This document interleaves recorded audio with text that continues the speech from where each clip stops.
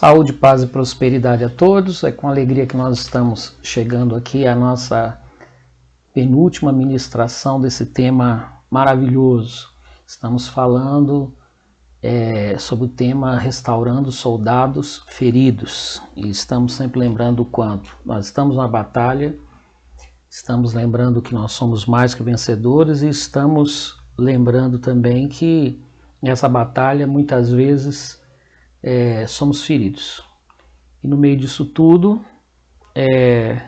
o Senhor Deus, Ele quer restaurar soldados feridos e Ele quer nos usar para isso. E hoje vamos aprender mais princípios de como ser restauradores.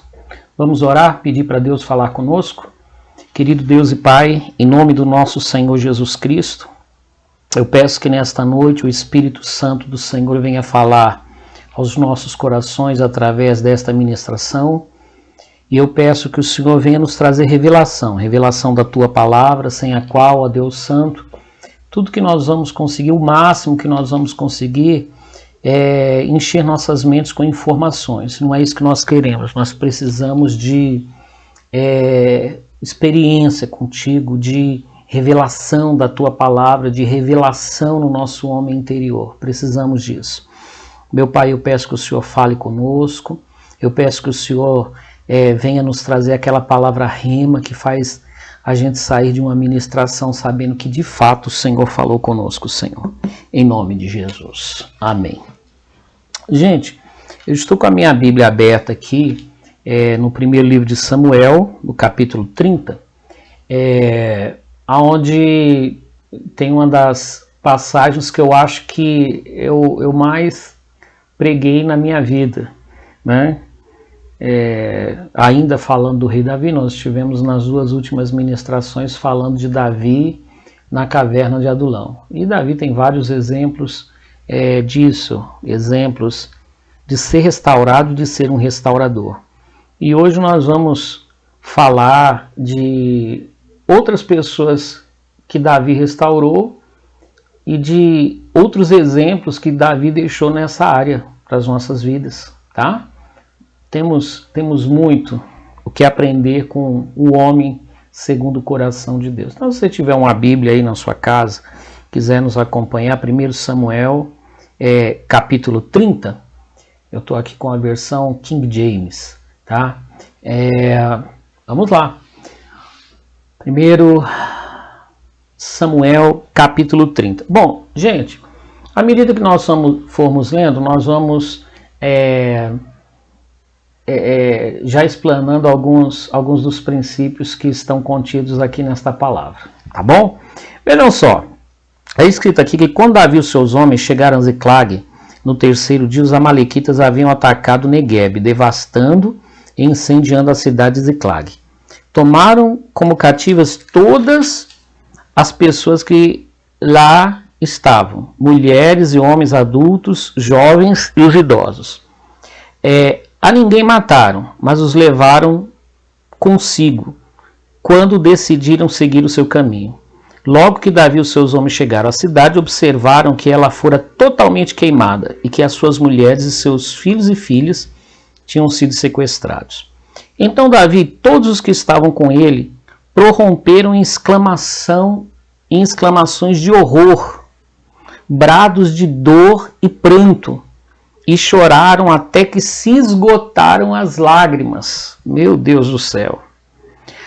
As duas mulheres de Davi, da mesma forma, haviam sido levadas presas: Ainoã, da cidade de Israel, e Abigail, de Carmelo, que foi esposa de Nabal. Davi, profundamente triste e angustiado, ele ficou profundamente triste e angustiado.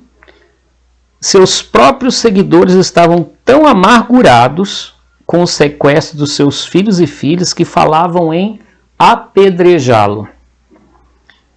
Davi então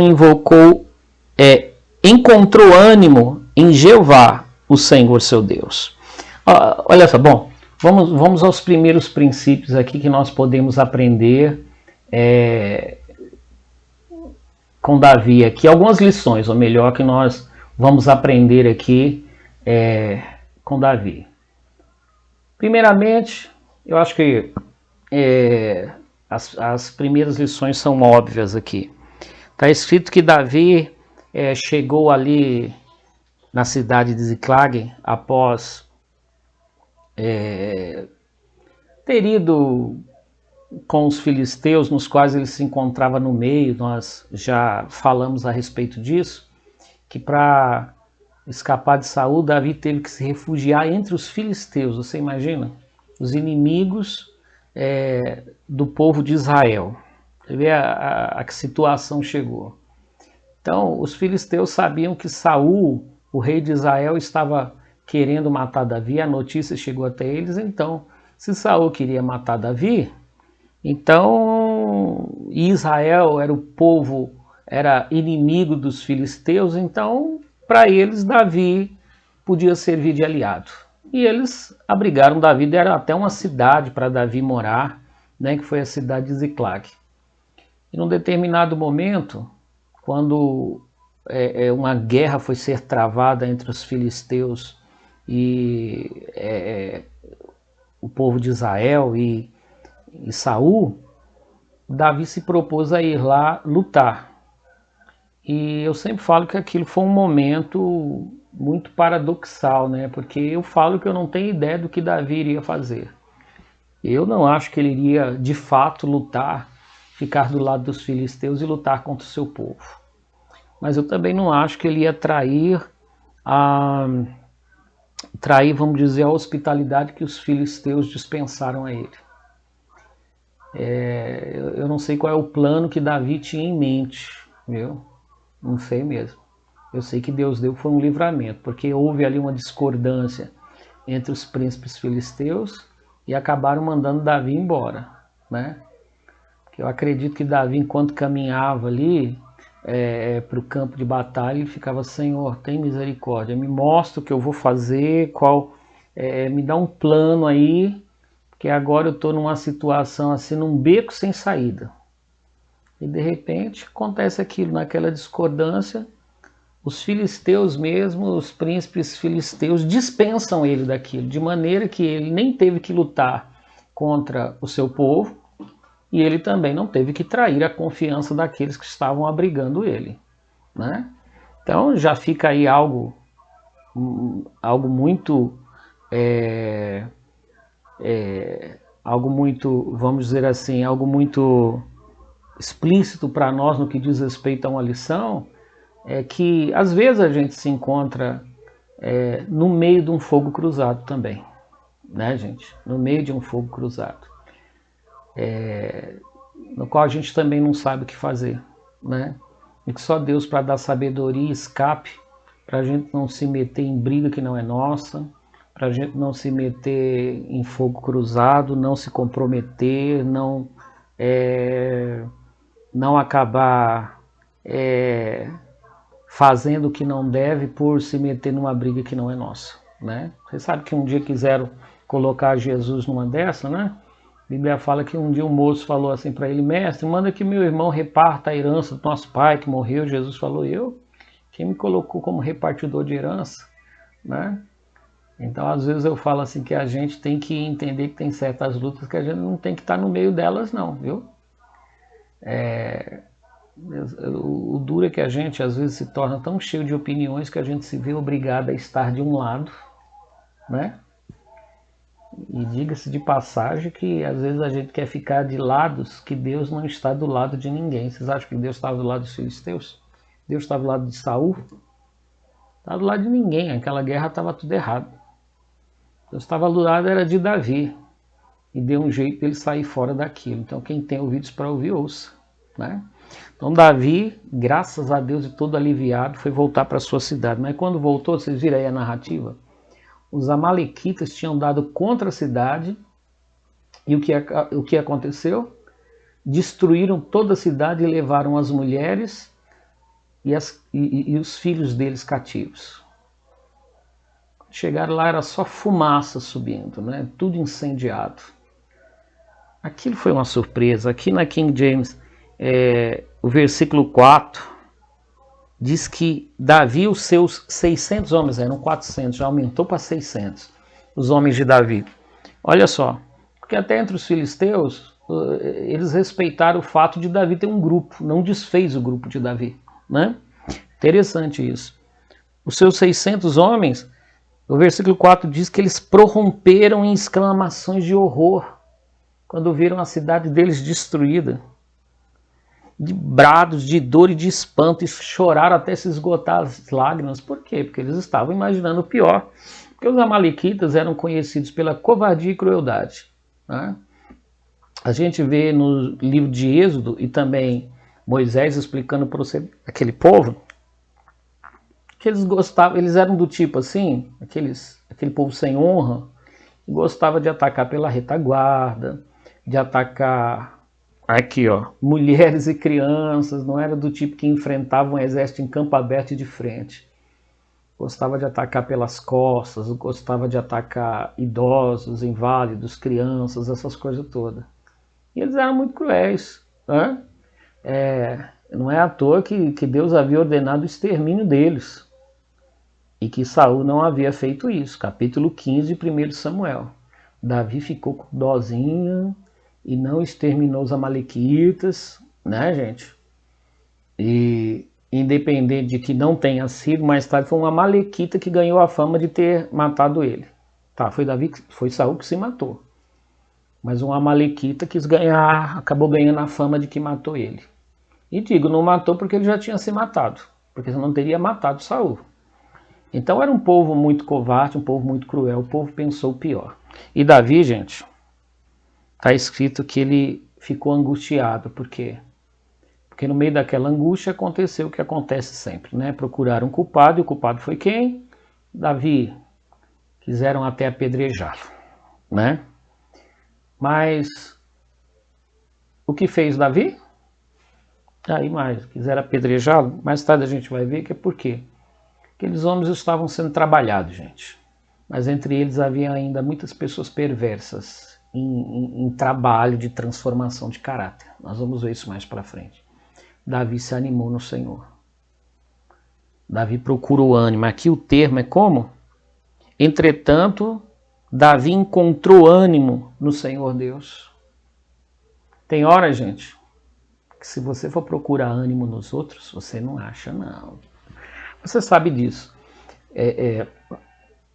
Você e eu já enfrentamos situações em que você já estava para baixo e foi procurar uma mão, uma amiga, e o que aconteceu mesmo? Te jogaram mais para baixo ainda. Falar que a culpa era sua, né? Você que deu a ideia da gente ir morar entre os filisteus, você que deu a ideia da gente ir lá para o campo de batalha junto com eles, que negócio é esse?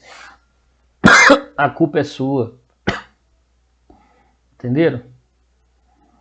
Então, pelo amor de Deus, né? Infelizmente tem gente assim. Tem gente que... E olha que foram pessoas acolhidas por Davi, pessoas em quem Davi acreditou, pessoas que Davi organizou, se tornou líder deles e os ajudou. Mas que quando Davi, na primeira dificuldade que eles enfrentaram, eles quiseram jogar Davi mais para baixo ainda. Mas Davi encontrou ânimo, foi em Deus. Então, olha, gente, quando está todo mundo jogando a gente para baixo, a gente tem que achar força em Deus, viu? Às vezes o marido joga a mulher para baixo, os filhos, gente da igreja, né?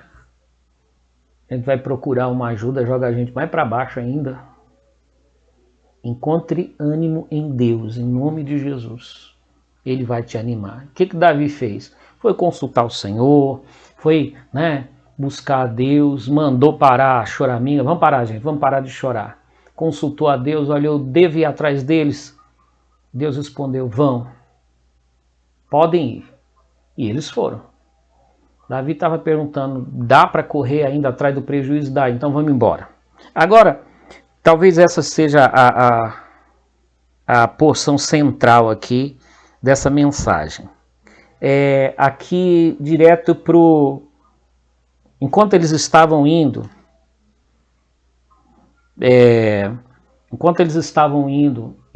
para se encontrar com um bando de amalequitas, está escrito aqui que...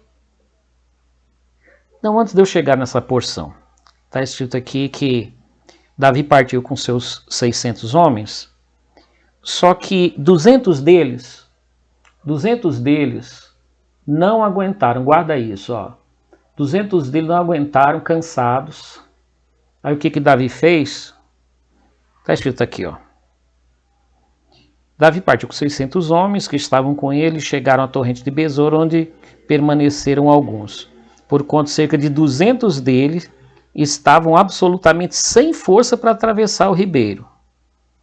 No entanto, Davi e 400 homens continuaram a perseguição. Eu acho legal isso, né?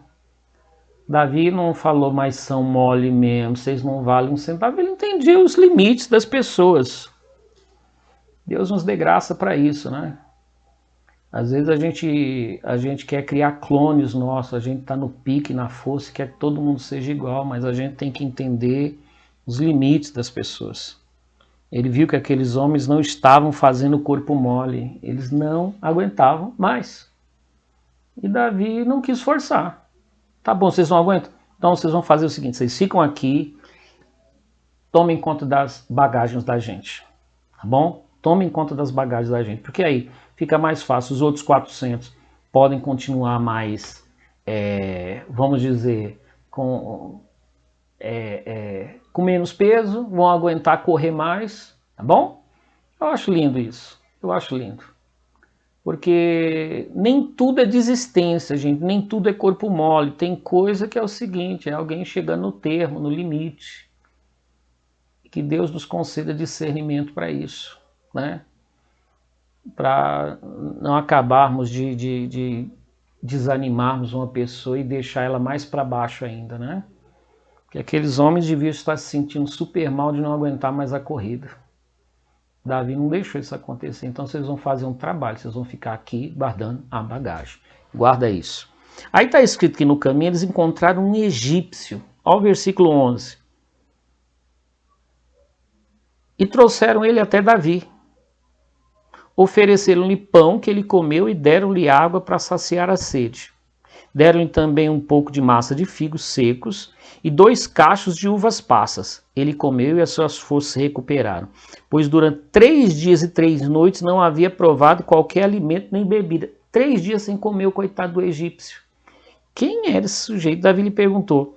A quem pertence, de onde és? Ele respondeu, sou um jovem egípcio, servo de um amalequita, daquele bando lá, viu? Meu senhor me abandonou quando adoeci há 3 dias. Olha, bom, gente, ele conta, ó, nós invadimos a terra dos Queretitas, a região sul de Judá, território das famílias de Calebe, e incendiamos toda a cidade de Davi. Ele fazia parte, ele era servo de um amalequita, ajudou na conquista lá da cidade de Ziclag, a cidade de Davi. Ele fez parte daquilo ali, né? Mas ele adoeceu. Então era um soldado também, era um servo e um soldado valente. E quando ele adoeceu, os amalequitas fizeram o quê? Jogaram ele fora. Ah, deixa esse cara para lá que ele não serve mais para nada. Jogaram ele fora, abandonaram ele no caminho, morrendo de fome e morrendo de sede. Dá para vocês entenderem quem eram os amalequitas? Oh, meu Deus, que Deus nos livre do espírito dos amalequitas, viu, gente? Quer dizer, enquanto aquele homem servia, enquanto ele estava lá na batalha, enquanto ele era útil, né? Ele estava sendo alimentado, ele estava sendo cuidado. Quando adoeceu, jogaram ele fora. Será que alguma vez a gente não abandonou alguém, não jogou ele fora porque ele ficou doente? Ele adoeceu na fé, ele adoeceu no ânimo, ele levou um tombo, ele foi ferido, aí a gente falou, não serve mais, joga isso fora, esse traste fora. Né? Será que a gente é igual aos amalequitas? Se a pessoa servir, produzir, tudo bem, se não, joga fora. Ou a gente vai ser igual Davi. Davi tinha tudo para falar, ah, miserável, é você que estava lá naquele bando, morre agora. Não. Davi e os seus homens deram comida para ele, trataram dele. E ele foi tão útil depois, gente. Davi pediu Poderias guiar-me até esse bando de assaltantes? Ele falou, jure-me na presença de Deus que não me matarás, nem me entregarás nas mãos do meu Senhor e te conduzirei até lá. Então ele levou-os até onde eles se achavam. Gente, ele foi tão útil para Davi e para os seus soldados. Davi ia ter que ficar procurando para que lado será que eles foram. Mas aquele homem foi um ponto-chave para aquela vitória, gente.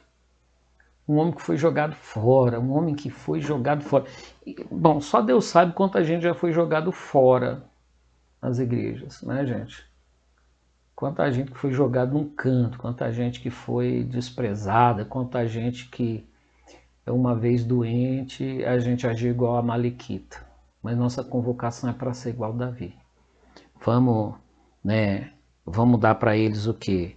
Pão, água, né?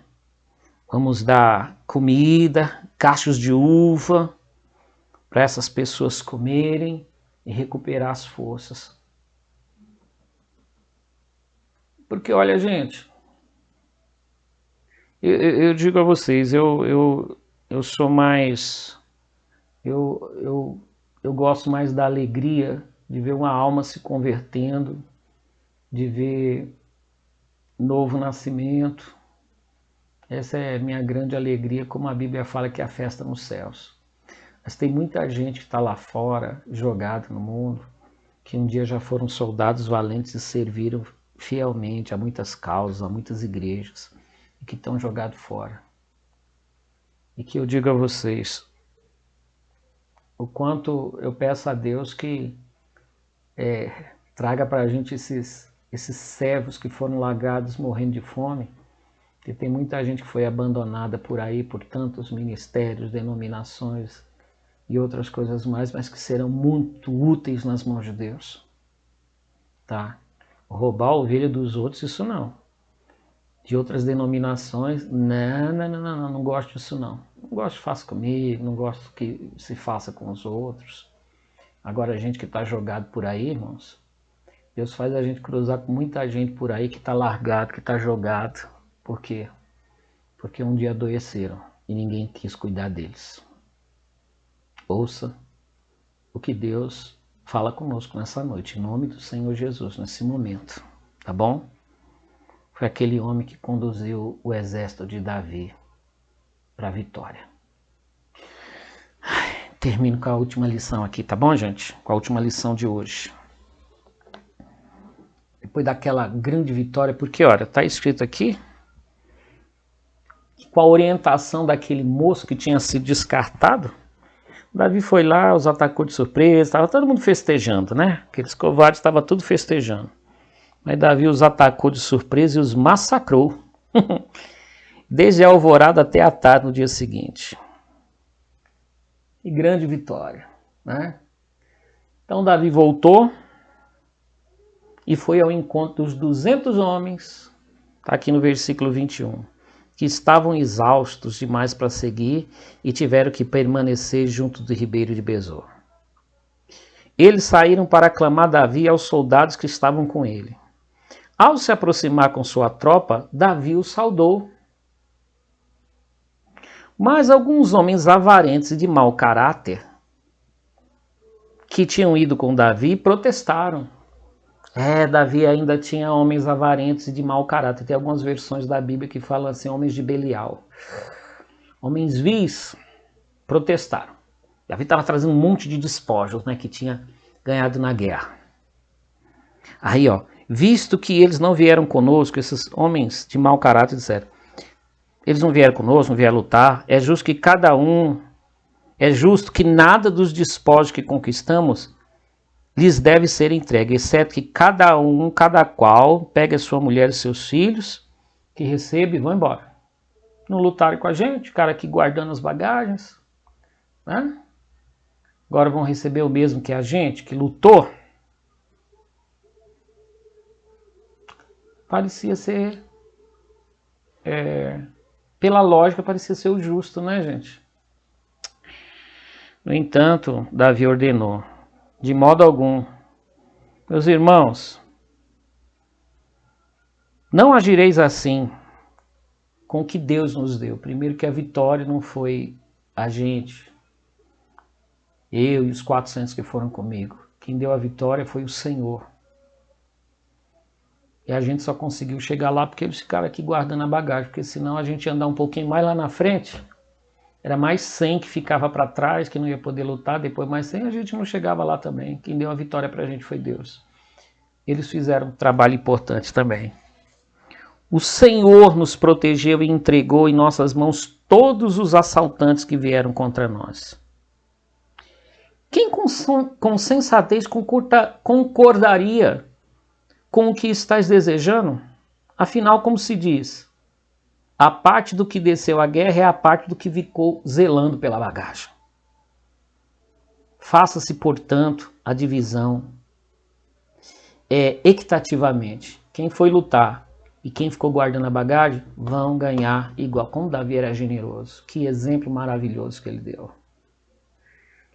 Ai, Senhor. E ele fez, inclusive, isso um princípio, um decreto, tá aqui, ó. Davi fez esse princípio, um decreto, uma ordenança específica para Israel desde aquele dia até hoje. Ou que homem generoso.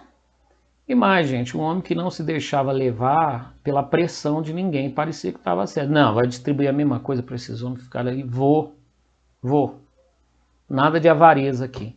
E mais, gente, o homem chegou com tantos despojos, não bastava ter que dividir com quem fez uma parte que parecia ser menor. Olha o que mais que Davi fez, ó.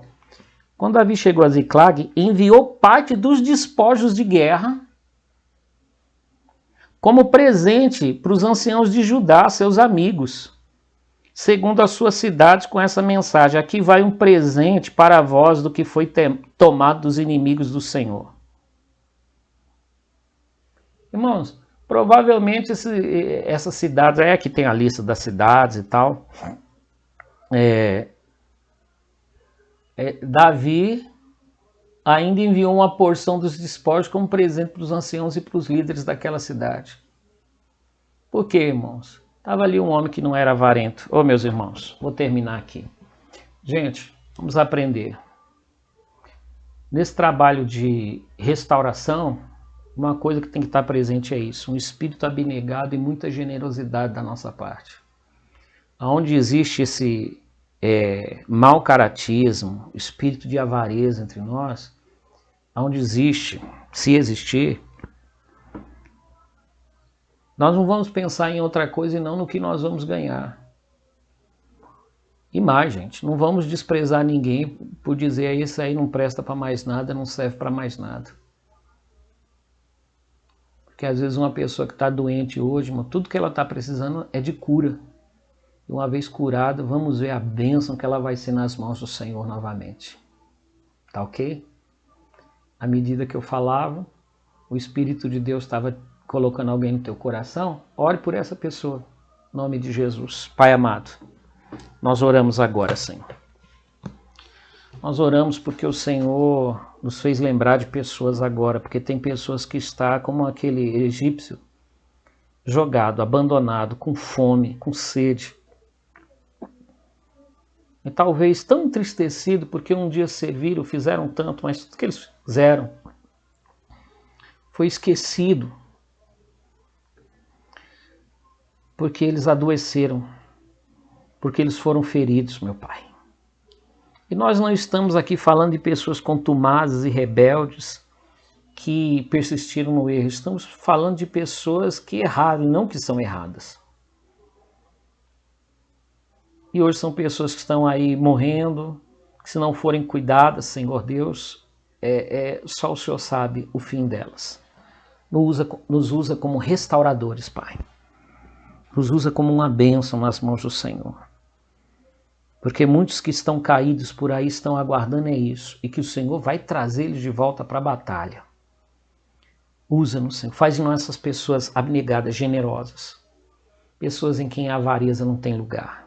Em nome de Jesus. Graças a Deus. Amém. Gente, graças a Deus. Que essas palavras tenham efeito no seu coração, tá bom? Que Deus as use para produzir algo no meu coração, tá bom? A próxima será a última dessa série, Restaurando Soldados Feridos. Deus te abençoe, em nome de Jesus.